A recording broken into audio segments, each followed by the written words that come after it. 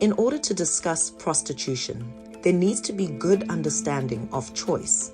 Do we always have a choice? Is there such a thing as forced choice? Let's take a look at the prostituted person we see on the streets. It appears that they are making a choice. They are not locked in a room, and no one is pointing a weapon at them, physically forcing them to be out there.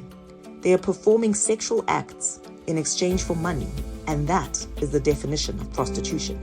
But it is not and has never been that simple. Throughout history, women have been used to fulfill the sexual desires of men.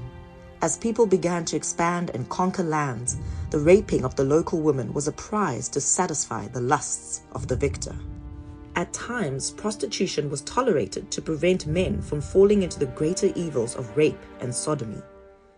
And as wars were fought over greater distances, women would even be transported from the homeland so that the soldiers didn't have to have sex outside their race. Did those women choose to be used in these ways? Or was it forced upon them? Sadly, the idea that women are objects to be used for sexual gratification still persists today. The philosopher Peter Kreeft said, "Control the language and you control thought. Control thought and you control action. Control action and you control the world." This is because words can redefine and limit thoughts in the brain. When we hear the word stewardess, our brains automatically think of a female. The word policeman makes us think of a male. But when the language changes to more neutral words, our brains no longer limit us to a certain gender.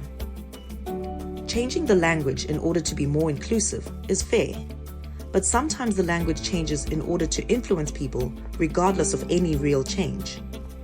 The term illegal immigrant makes us think the person is a criminal, but undocumented worker makes us think they are simply lacking proper documentation.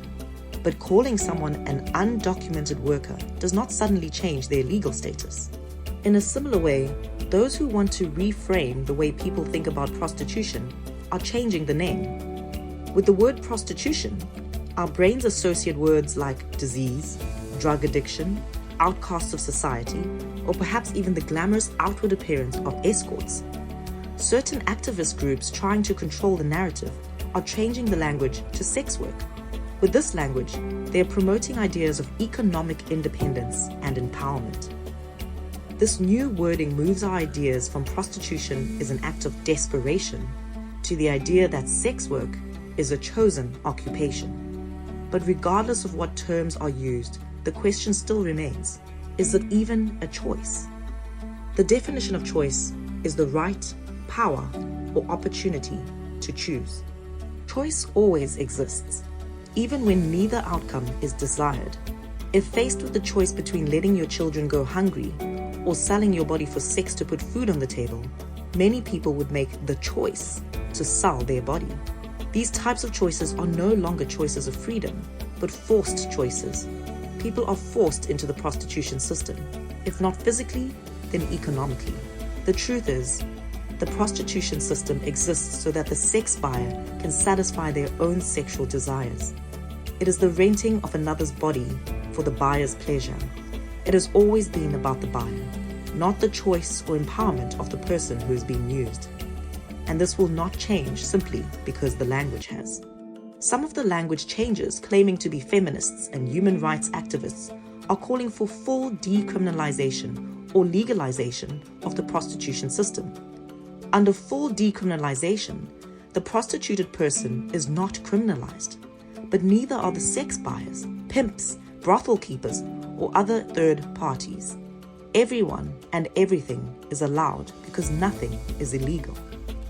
With legalization, everything is allowed because the government has made these acts legal under their own oversight, claiming they can appropriately regulate the sex industry. Are these options really the best we have to offer prostituted people?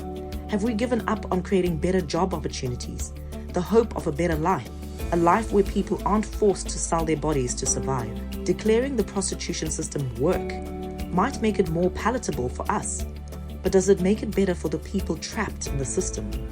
No matter what you call the sex industry, it is and will always be violent and exploitative. crime should be criminalized, not organized. There is another option that decriminalizes the prostituted person while criminalizing the sex industry. This is called the Sankara equality model. This is what true feminists and human rights activists should desire. As government officials, you are bound by the Constitution and the Bill of Rights.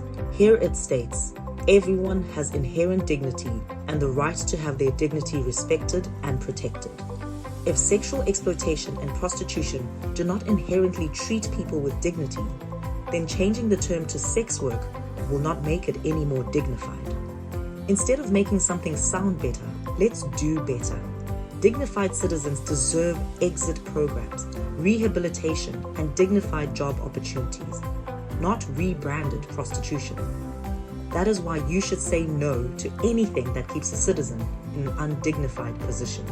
To truly protect your citizens, you should say yes to the Sankara equality model, which assists people exiting the prostitution system while still punishing those who benefit from their exploitation.